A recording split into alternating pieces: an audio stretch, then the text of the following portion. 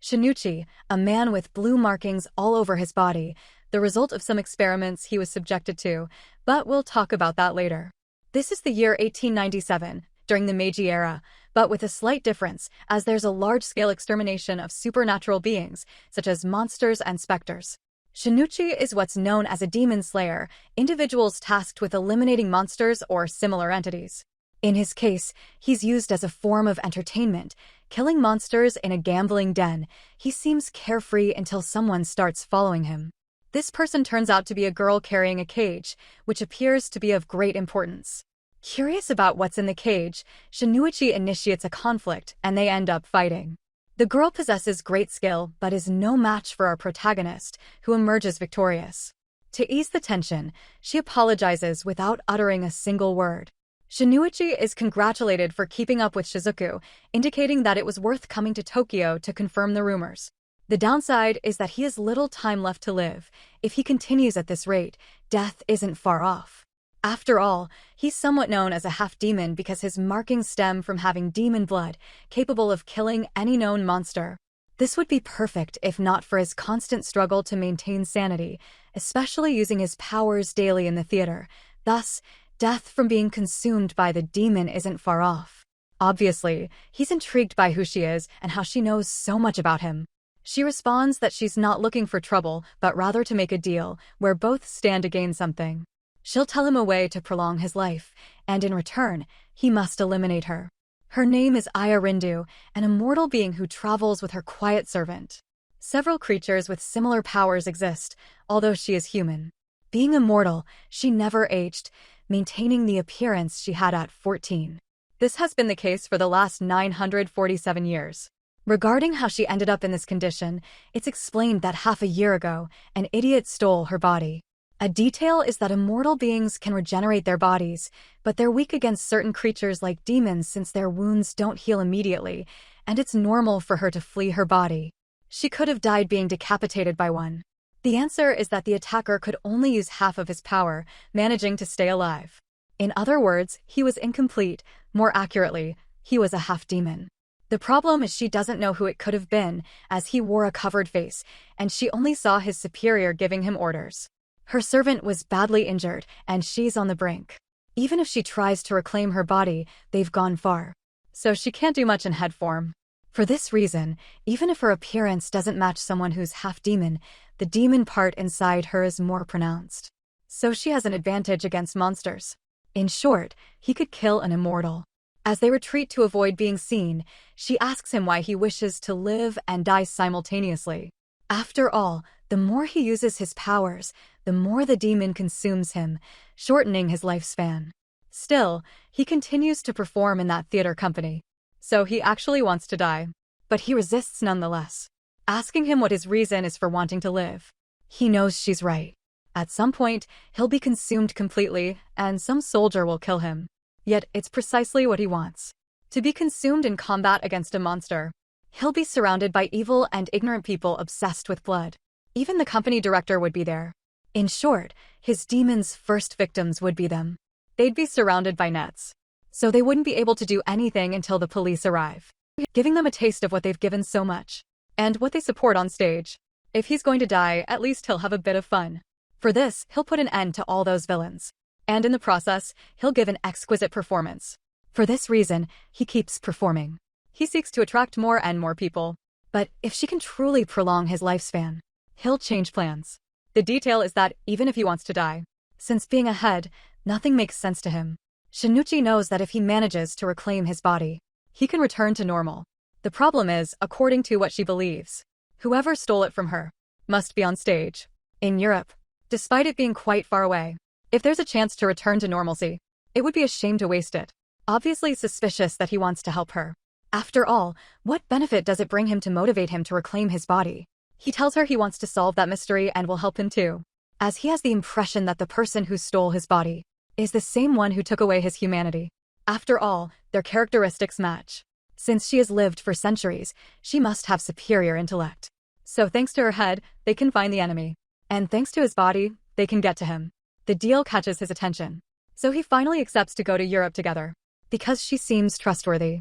As for how to prolong his lifespan, He only needs to consume a part of her, since the cells of an immortal are very resilient. So if his body assimilates it, it will stimulate his immune system, slowing down the transformation into an Oni. Obviously, she won't let him consume a part of her body. But if her expendable parts, such as bodily fluids like tears, sweat, and also saliva. The problem is he hardly ever sweats or cries. So only saliva and nasal mucus remain. Obviously, the first option is better. Shinichi, not being a fool, decides it's better straight away. So they end up kissing, thus sealing the deal. Although at the beginning, she said she hadn't aged since she was 14, so technically it's something illegal. For now, let's set all this aside.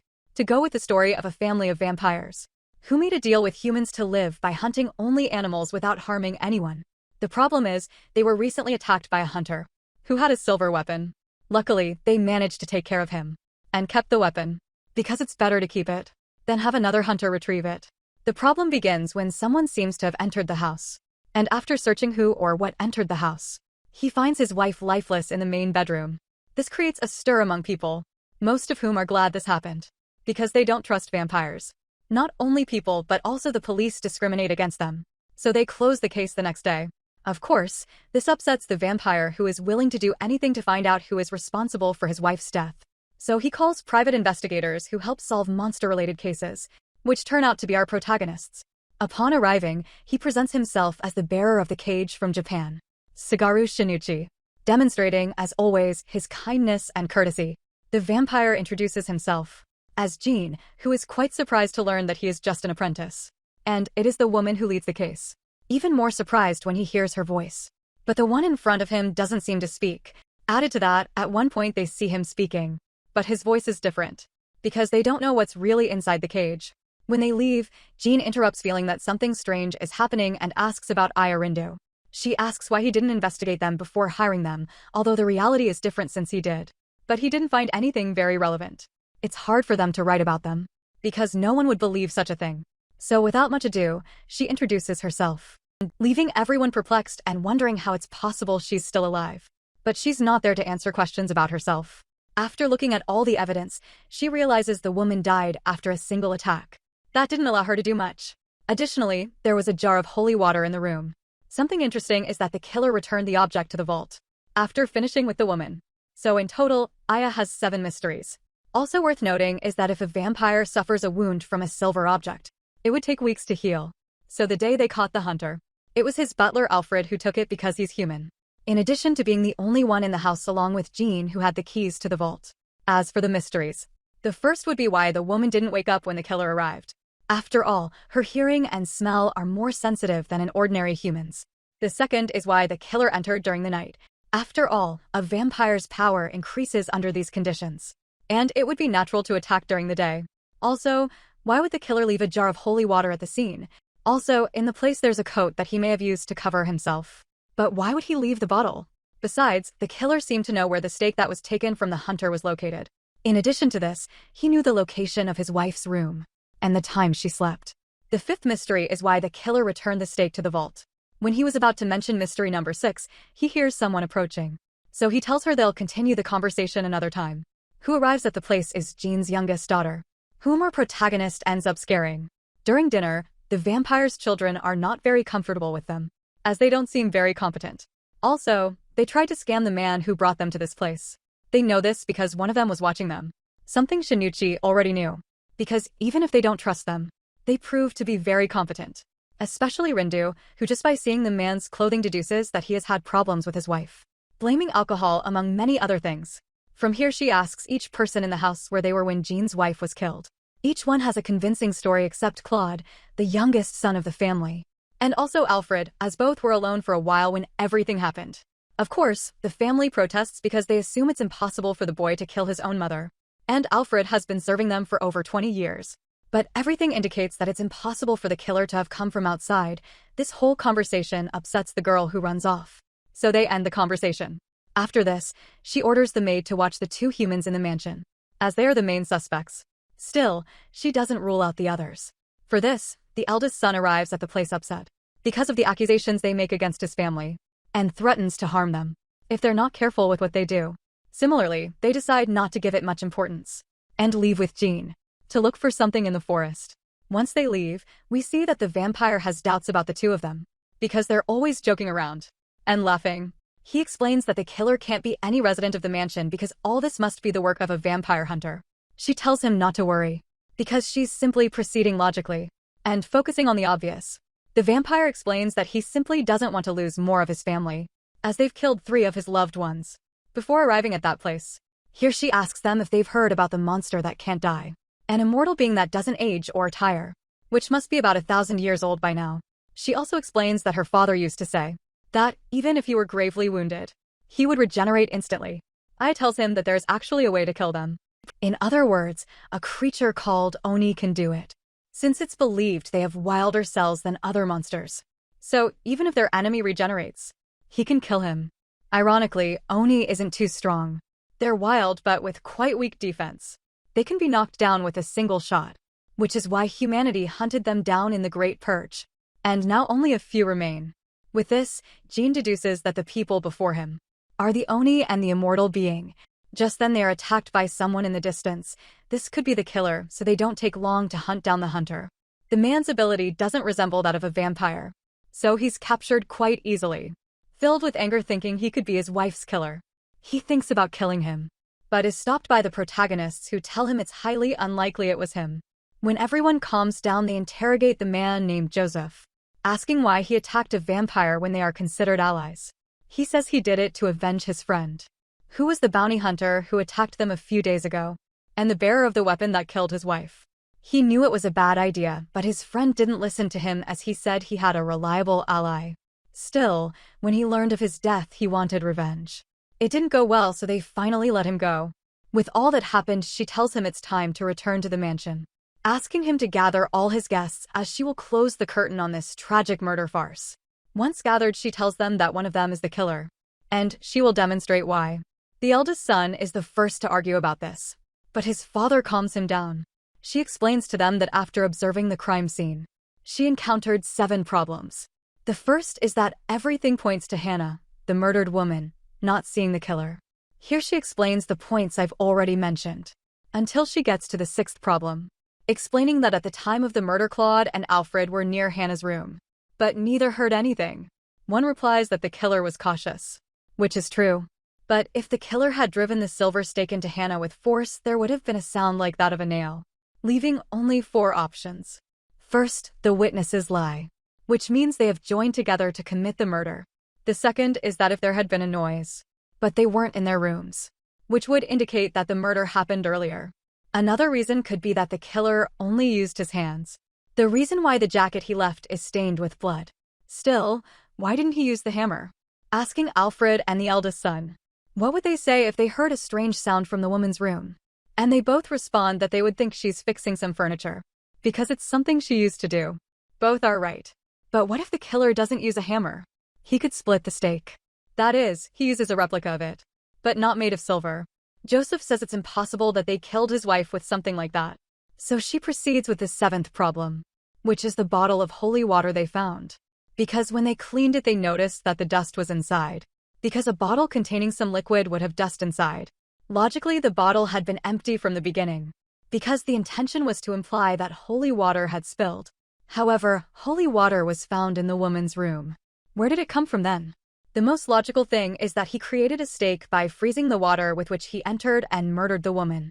His coat was covered in blood, and the stake melted due to high temperatures. The reason he had holy water on his body.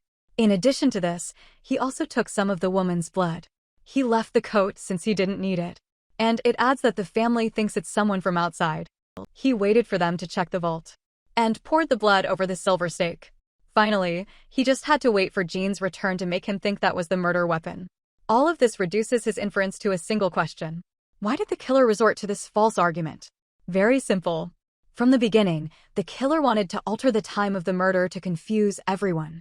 So, considering that the stake from the cellar was not the weapon used, the murder happened much earlier. Knowing this, there are 5 conditions that must be met. The first is that he has no alibi for the time of the murder between 12 and 1.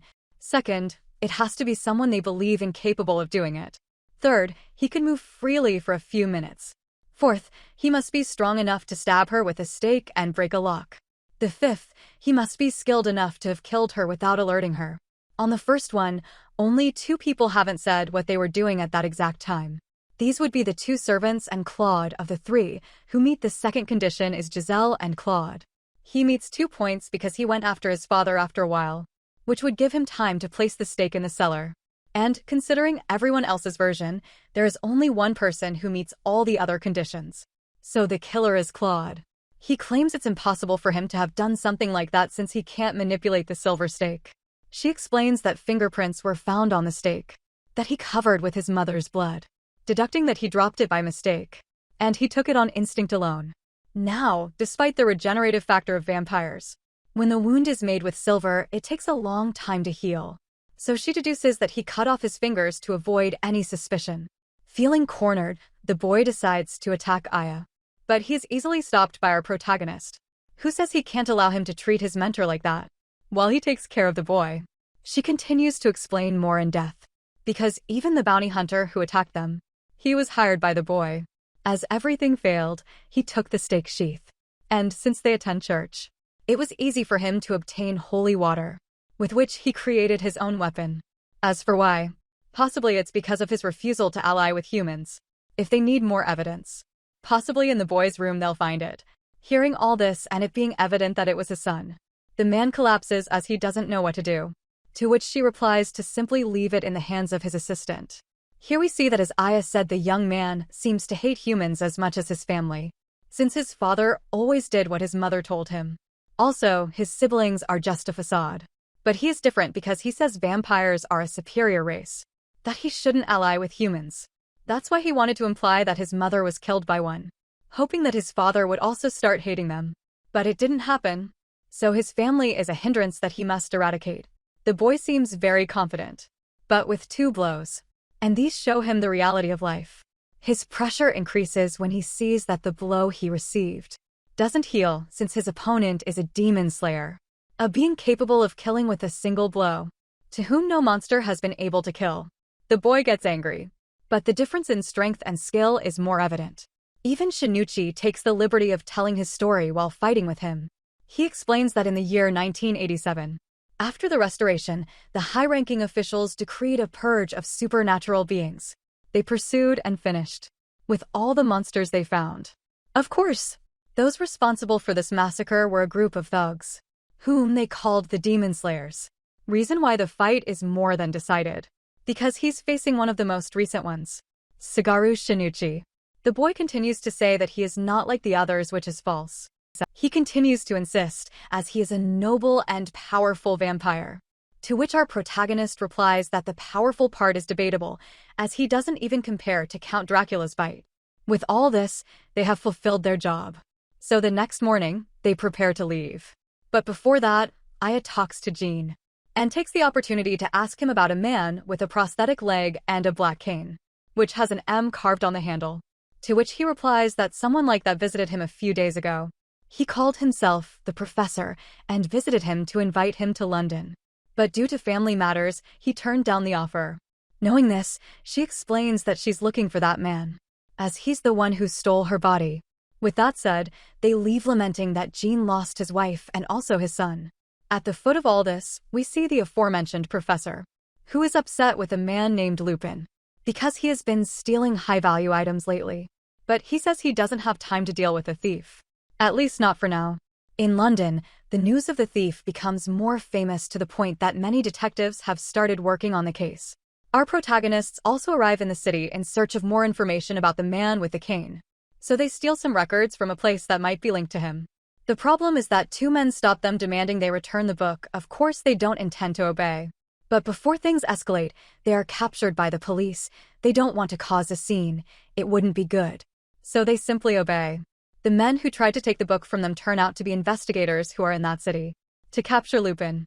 Quickly, and thanks to a newspaper, they realize that more than a detective, he is none other than Sherlock Holmes himself.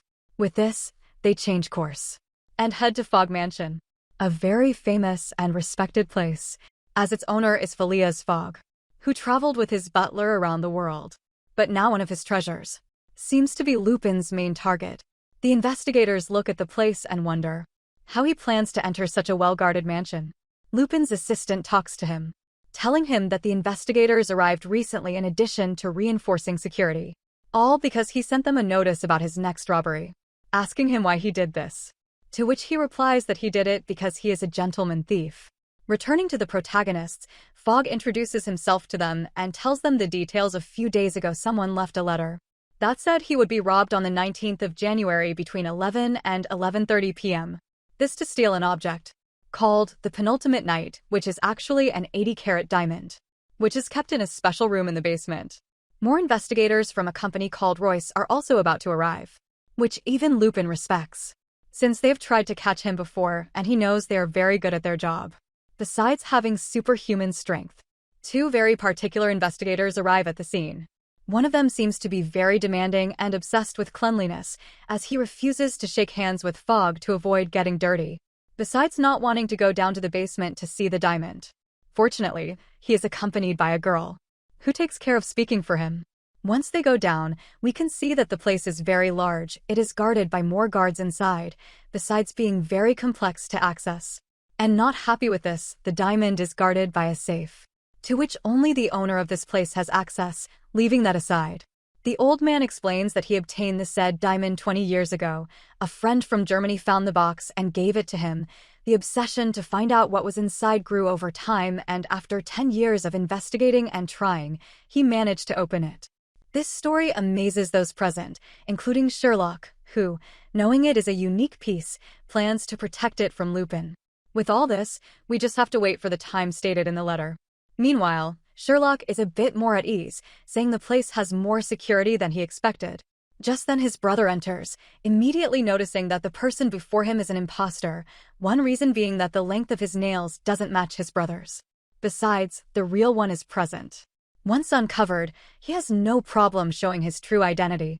Meanwhile, our protagonists were on their way to a museum when they realized they took the wrong cage and brought a parrot instead. Lupin, for his part, talks a bit with Sherlock, warning him that he can handle any lock. Besides, if Fogg could open the safe, he could do it too. Saying goodbye as they'll see each other later. On the way, they almost hit Shizuku, so they apologize.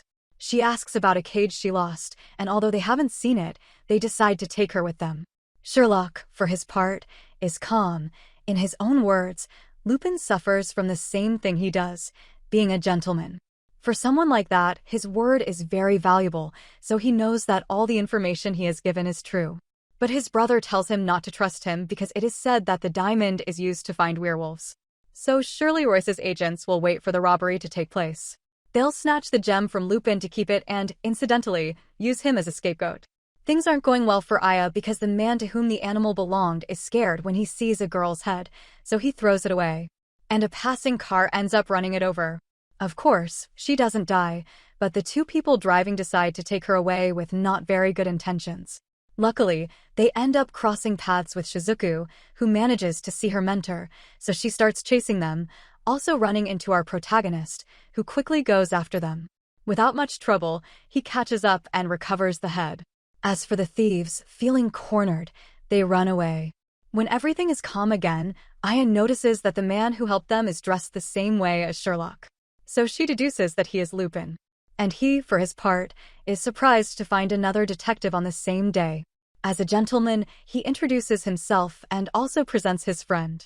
When Shinichi introduces himself as a Oni Slayer, he asks what that is exactly. To which our protagonist replies that it is not necessary for him to know, but that he is stronger. Lupin takes this as a challenge, so they decide to fight, demonstrating great skill. Besides using some strange marbles with which he ends up knocking out Shinichi, winning the encounter and suggesting to Aya to withdraw from the case. Finally, the night of the robbery arrives, and everyone is prepared to confront the thief. Also, an inspector from the Paris police arrives, and with this, they seem to be complete. Well, except for our protagonists, who haven't arrived at the scene. One of those present tells them that they were there recently and left a letter for Sherlock, where they tell him they will watch the surface so as not to interfere with their work, leaving him in charge of the basement. The other agents also decide to watch the exterior, so they are confronted with the idea of stealing the diamond from Lupin once they obtain it. But they say they are there only to protect Mr. Fogg's diamond. So gradually the pressure increases with everything ready. Sherlock, along with other investigators, stays in the room, while the other group watches the outside. After a few minutes, the assault begins with a large explosion outside the mansion. They also manage to infiltrate as one of the guards. Seeing that everything has started, Sherlock decides to shoot and destroy the locks, even if they end up trapped for a few hours. If there is no lock, Lupin won't be able to access in any way, time keeps passing, and nerves gradually increase. Suddenly, the pipe serving as an air inlet becomes a strong stream of water as the explosion destroyed the outer wall under the tower, worrying Sherlock since even if the safe remains in the room, they won't be able to protect it if they are underwater. Some start to fear for their lives, but one of them says Lupin's trademark is never killing. The room floods and goes completely dark. Luckily, the water stops before ending their lives. Outside this place, one of Royce's investigators breaks part of the wall, draining all the water. By the time the place returns to normal, the safe was no longer there, just at the time Lupin had given them. Defeated, they leave the room and head to dry off a bit. There Sherlock speaks with the police inspector, whom he arrests, presenting him as Lupin, since his footsteps were too soft for someone of his weight. So now he knows how he managed to get the safe out of the place, thanks to a rope he lowered with the water. Here Sherlock says his biggest secret. Turns out the diamond isn't in the safe. He told Lupin he would wait for him next to the diamond, so it wouldn't be gentlemanly to lie. In other words, he left it in his friend's coat without him noticing. The problem is he can't find it. It was already in the thief's hands, who disappears after a bright flash. So, things change from stopping Lupin to looking for Lupin. Unfortunately, he has already escaped from the place and reunites with his ally, who carries the safe. What they don't know is that inside it is Aya, who alerts our protagonist of her location, who was waiting for this moment, so he quickly arrives at the scene with the maid.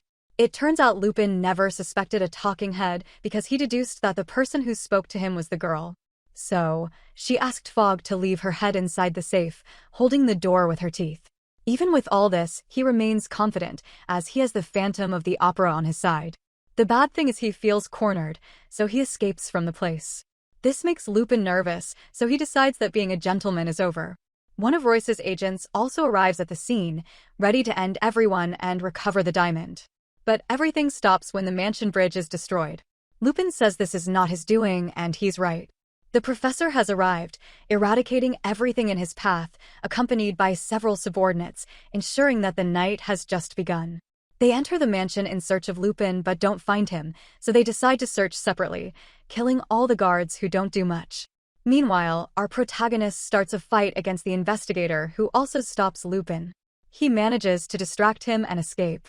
The most shocking thing is that they all find it exciting and have a hard time hiding it. At the same time, Sherlock arrives at the scene and decides to prioritize the new intruders who arrived, taking Aya with him.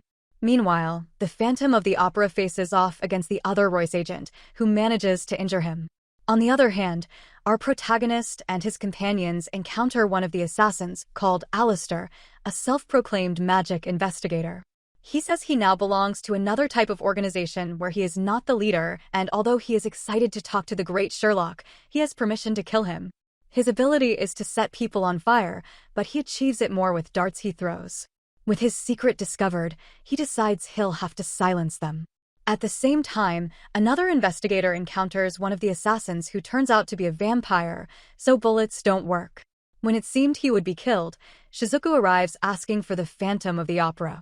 Since no one, including the vampire, knows her whereabouts, she decides to leave, or so she wants to.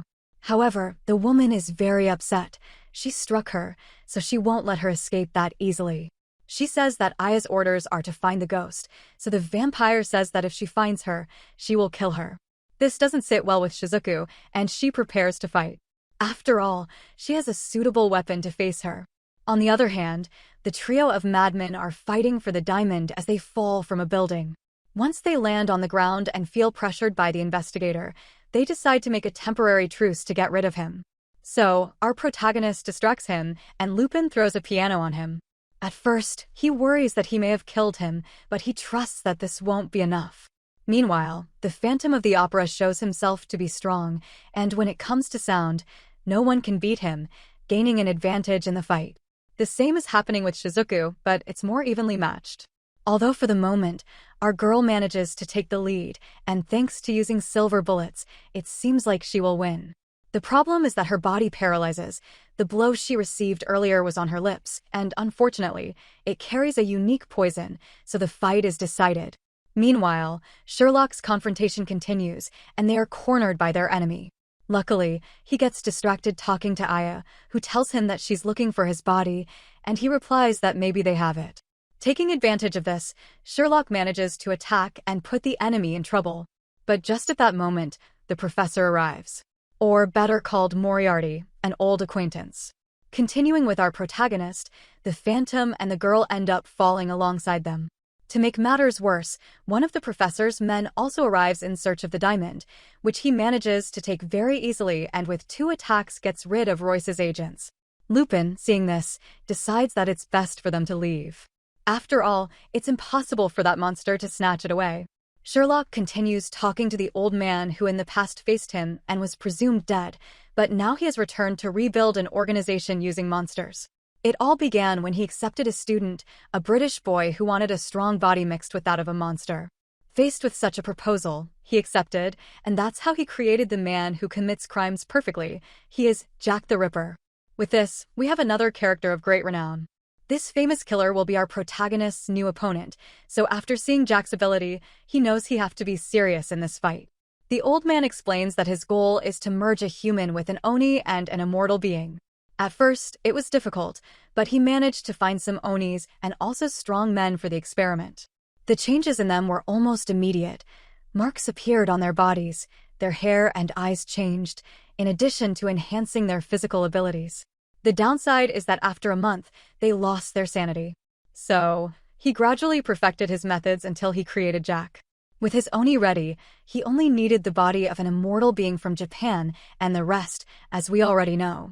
Once everything went well, he searched for more beings, in this case, vampires, and introduced their cells into Jack's body, improving his senses and regenerative abilities. Also, he has no weakness to silver or the sun, which is why he seeks the diamond. Since it's the only way to find werewolves, which will help continue his experiment, the first chimera, like that famous case. This is a problem because the boy is almost immortal due to the immunity of the immortal being. He also has the physical strength of an Oni and the regenerative abilities of a vampire, which is why he's complicating the fight too much for our protagonist. The only positive thing is that he really knows how to fight, and the blows he manages to land don't heal so easily. He thought that all the Oni hybrids were dead, although he remembers one managed to escape after the surgery. So, he asks why he's in that place. Revenge? Or perhaps he's seeking a cure? Shinichi tells him that he just wants to take his circus abroad. Upon hearing this, Jack withdraws and decides not to kill him. In his own words, he doesn't deserve so much recognition, and his work is already done.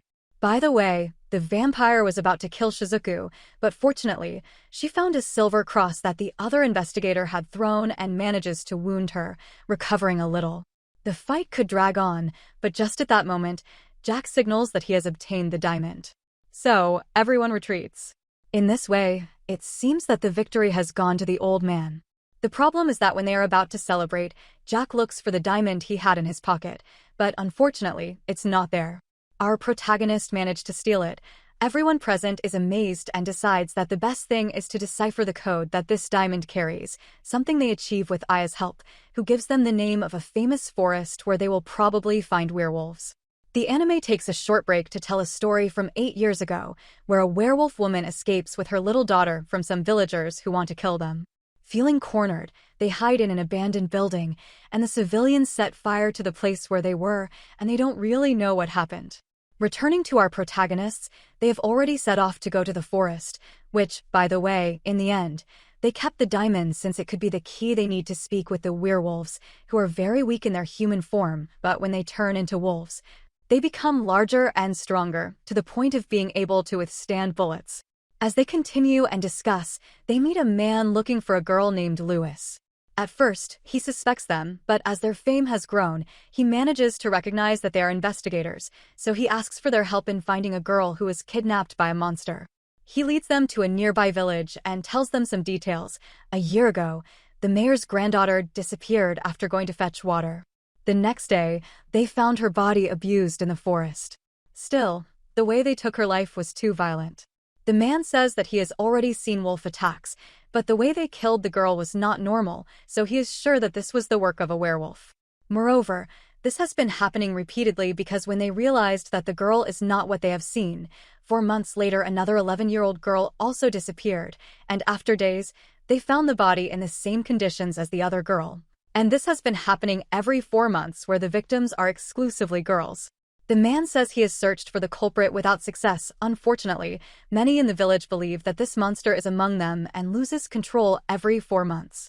After all, in the past, they found one infiltrated in their village, which they managed to eliminate by gathering with the other inhabitants of the place, who are ecstatic about the recent murder of another girl. They introduce themselves, and seeing that our protagonist is an immortal being, they take her as a monster, so they try to get them out of the place. Still, as she tells them, she can leave, but then who will solve the mystery behind the murders? Everyone knows she's right, so they allow them to continue the investigation. So, they begin to look for clues, and everything points to Undead being the work of a werewolf. They also interrogate the parents a little, especially the mother, because in a murder case, everyone is a possible culprit until proven otherwise. The girl's father is a problem because his anger doesn't let him think clearly because in front of them is a very astute enemy. After all, the bed is full of blood, but the place he used to escape is clean, which means that he brought a bag to take the girl away. In a few words, she knows what she's doing. After seeing the clues, they withdraw and go to an old man from the village, who seems to have knowledge about the place where werewolves reside and also knows about the key, which is the gem, but he refuses to talk more about it. Therefore, they propose a deal. She will bring him the name of the possible werewolf residing in their village in exchange for all the information he possesses. After a series of questions, the most crucial being if he believes the werewolf lives in the village, he says no, as these can only reproduce among themselves, and almost everyone in the village was born there. Only 3 people are foreigners, but he tested them, as there are certain things that affect them, but all 3 endured without problem. After this, they talked to a man who introduced the female werewolf to the village 8 years ago. He found her lying in the forest already pregnant, so he helped her until her daughter was born and grew up. The problem is that one day the woman confused her daughter with another girl named Lewis, who was the one they kidnapped recently, and told her not to show her ears no matter what happened. The girl found that strange, so she hit the woman's daughter with some flowers, and it worked. Everyone gathered to kill them and finally cornered them. The man says he checked the next day and is sure both died that day. After all this and talking to other residents, they find the place where the she-wolf died and find nothing important. The problem is that the professor's men are watching them. At night, they talk again with the man who brought them to the village, but everything is interrupted when 2 Royce investigators arrive, a cowgirl and a man, who face off against the protagonists in a small fight. By the way, the one who seems to be a woman of color refers to herself as a man. Instead of continuing to fight among themselves, they suggest a truce. Even if they take the diamond, only an old man in the village knows how to use it, and he will only tell them how they solve the case of the loose werewolf. Later that night, and after the medical procedure, they hear a commotion outside, and it turns out to be the foreign girl from before. She confesses to being the werewolf killer and also having eaten Lewis. She transforms and escapes, almost impossible to contain. She is even immune to silver bullets. Our protagonists follow her until they corner her, so she ends up fighting against Shinichu, who gives her quite a fight besides being very resistant. The problem is the other 2 agents who interrupt everything, giving the wolf the chance to take Aya's head, and in the attempt to recover it, Shizuku falls into the river. Unable to find her and now knowing the identity of the werewolf, they decide to continue with the plan, so they ask the old man how to find the werewolf village. He tells them to stand at dawn in the remains of the watchtower, and when the day begins, hold the diamond pointing towards the sun. This is how they discover the location of the werewolves the next day. As for Shizuku, she wakes up in a village of werewolves who saved her life. As they talk, one of them wonders if she couldn't be the culprit. Not knowing what they are talking about, they explain to her that in their village, there is a killer who only kills girls, something that happens whenever it rains. Shizuku then talks to them about Aya, a woman she serves who specializes in cases of non-human creatures. Nora doesn't seem to trust her, but after preparing some tea for them, they become more confident, so they explain that a year ago, girls began to disappear from the village, who were later found dead and lifeless from a shotgun shot. all under the same pattern of every 4 months and on a rainy day. After all this, they decide it's best to take her out of the village before the men find out, as they hate humans. The plan is to use a cart with cargo so that no one suspects. The problem is that right in front of the men, the wheel breaks and Shizuku falls. Instantly, they attack her, so she has to escape. After a while avoiding them, she ends up surrounded, and just then an old woman, who could be said to be the leader of the place, arrives. As the rule is that no human can enter the village, she orders them to kill her. But one of the girls tells her that it was Nora who saved her when they found her. The girl's name seems to be somewhat important, so they give the human a second chance, with an interrogation. The problem is that the old woman hardly believes anything she says, so slowly her fate is sealed. Luckily, the two girls who also saved her speak up for her, saying it's impossible for her to be the killer, as her weapon doesn't match, and she also talked to them about a woman who could help them find the real killer. The old woman continues to refuse, but just then a gunshot is heard in the forest. Upon arrival, they find Nora dead. Since it's not raining this time, they manage to track the killer. The problem is that they only smell gunpowder and some human blood, but the scent doesn't go beyond where she was murdered. In desperation, they ask for Shizuku's help, who, although she doesn't have her mistress's ability, wants to try to help. She discovers some things, including that there were 2 shots, but for some reason, they only heard one. Still, without more information, they say it's a waste of time and refuse to let more people in, so they'll kill all intruders. Meanwhile, the protagonists were crossing a mountain when they were attacked by one of the professor's men. To their surprise, the one who saved them is called Victor, and he doesn't seem to be there to fight. In fact, he helps them get rid of the Royce investigators in exchange for the location of the werewolves. This way, both parties gain something. Finally, they meet one of the wolf girls from before who guides them to Shizuku, who tells them everything that has been happening, including the murders that occur in that place. With this, they decide to continue alone since it would be a problem if the men of the village find out that their prisoner has escaped. Nevertheless, they manage to track them down, and when they are about to be found, Aya discovers that in the place where Nora was killed, there is a rock with a secret passage, which allows them to escape as well as the killer. There, everything is clearer. First, he killed them in a place where nobody would hear or smell them, and then he left the bodies in their respective places, also finding the body of the one who is thought to be the werewolf. After following the tunnel, they manage to get out and meet the man from before and Louis's parents, who have found the girl's body, whom, by the way, they had tried to abandon when she was little. They wanted to rid themselves of the burden of having a daughter in such condition. Still, they regretted it and brought her back home, but this remorse follows them to this day. With that information, they leave. The problem is that Royce's men were watching them and discovered the tunnel. Furthermore, the professor's men have already started to make moves. The protagonists free Shizuku with the help of one of the wolf women and set off. But as the werewolves are already after them, they decide to separate so that Shinichi can deal with them. He'll have to fight against 3, and indeed they're no match, as he takes them down one by one, the last one giving him more trouble. But he still wins the encounter. Meanwhile, the girls continue with the investigation, which is interrupted by a smell coming from the village, as it turns out that Royce's agents are killing everything in their path and somehow controlling the people of the village to help them. But with all the town's problems, Aya sends Shizuku to help one of the girl's friends, and that's how each of Royce's members and Shizuku finds their rival. Our protagonist, with the help of the girl, solves the whole case, but we'll have to leave it for later, as the real confrontations have begun, a confrontation that the man from Royce easily wins, so Shinichi arrives to save him.